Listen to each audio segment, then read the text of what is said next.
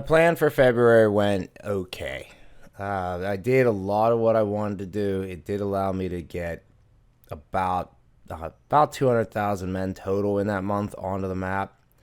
Not all of them went where I wanted, but as I see March 1st, even though I'm still in the lingering blizzards of the harsh winter, I do know that the thaws are coming and things will be changing.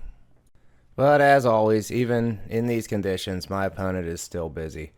With the terrain that I did give him, he gladly moved up in most of it. Although I am kind of curious what's going on, like due west of Stalingrad, because he didn't really advance there at all.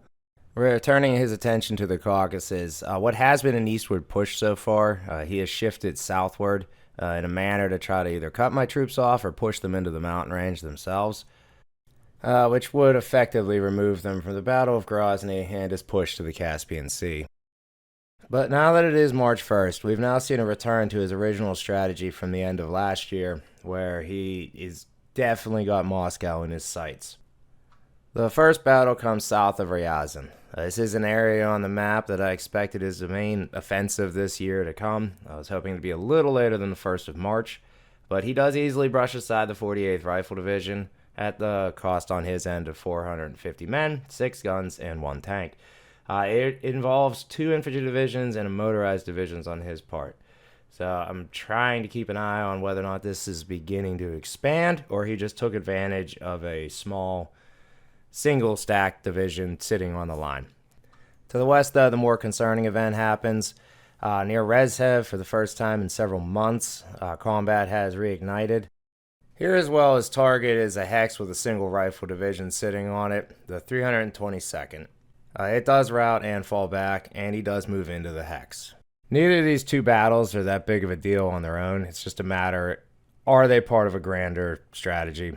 Is he pincering around Moscow? I would say the answer is most likely yes. So I'll have to keep an eye on that as we get into the next several weeks.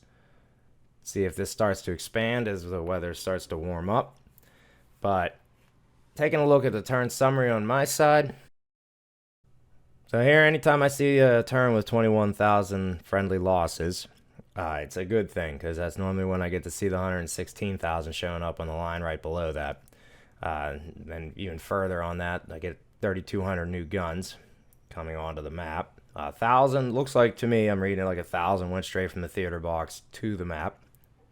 255 tanks, those were the ones that I made, that we saw at the end of last video. And then it looks like 223 have gone from the production screen into the theater box. So I'm starting to figure how to read this little screen and what information to garner from it. The logistics side still seems kind of abstract. I don't really control it other than what terrain I have and what factories are healthy. Shifting focus to the organization of my Air Force, it's going to mostly do ground support missions this turn, so there's not much to talk about. The one thing I have always kind of struggled with is trying to keep all my units inside of the AOGs. It works for the most part, but right now at this point of the war, most of them are disbanding. So it leaves a lot of my airplanes directly under the air command itself, and I've never known how to move them when they're sitting this way. And it's still not as easy to move as having them under an AOG. But if you just click the actual runway that they're at, you can then move them as if. Well, that's probably common sense for most, but that's eluded me for quite a while. Happy that someone in a Discord channel told me about it. Shifting back to the ground, though, the crux of this turn is turn 37 is the first time you can start forming your own Guards Rifle divisions. So I did bring 6 airborne brigades to Stalingrad at the end of last turn, and here they are. So I thought it was going to cost me the action points. It did not. So therefore, I was able to turn them into 2, albeit weak, rifle or guard rifle divisions. I moved them into the supply depot that's northeast of Stalingrad. That's where the Southern Front headquarters is, and put them on refit. So hopefully they'll grow quickly. Currently their morale is sitting at 50. It will rise up to 55. When that does happen, it will help me very much. This does give me 4 of those for now. But in the south here, I don't want to continue to retreat constantly without doing anything, especially when I'm looking at divisions with 1, 2 on his end. So I do strike out. I hit an SS motorized division. Very minor. I'm not going to make major gains here, but it should keep him honest. The question that I'm having looking up and down these lines this week, as opposed to what I was facing at last week, at least with the reconnaissance that I had, it appears to me that he's shifting units out of here. Now, from what also I gather from the order of battle screen, he still is only at 1,000 tanks on the entire map, so he is yet to bring them out of the reserves for his spring. I expect to see that soon. But if this is going to weaken, and with what I have brought down here, I'm getting ahead of myself. But if that's the case, then I might be in a much better position than I think. Now, there's still a lot of strength there in the center, and he's still going to continue to push with that.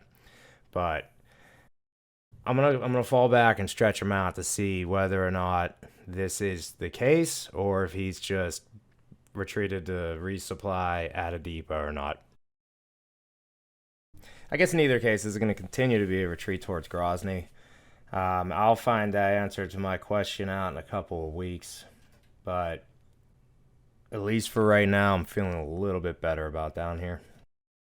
So shifting attention back to the reserve theater box, specifically the tank units.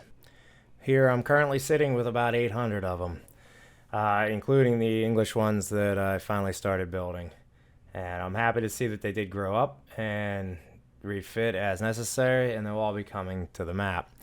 Now, when I actually look at the position that I'm sitting on the map, when it comes to just my order of battle screen and how my tanks and AFE are spread out, I'm very happy to have finally gotten it into a position where every single front that I want them to be in has them. It's an oversight on my part. I should have been paying attention to this for a long time ago, but that is what I'm learning with this game. And that's just one small facet of it. But yeah, the Leningrad front and the Volkov front don't have much, but they are sitting in a very static state of affairs on the front line. And that front line looks as such. Things have changed a little bit, but I'm very much anticipating getting my turn back. Hopefully I'm right, and things aren't totally blown up in the Rezhev and the Ryazan areas.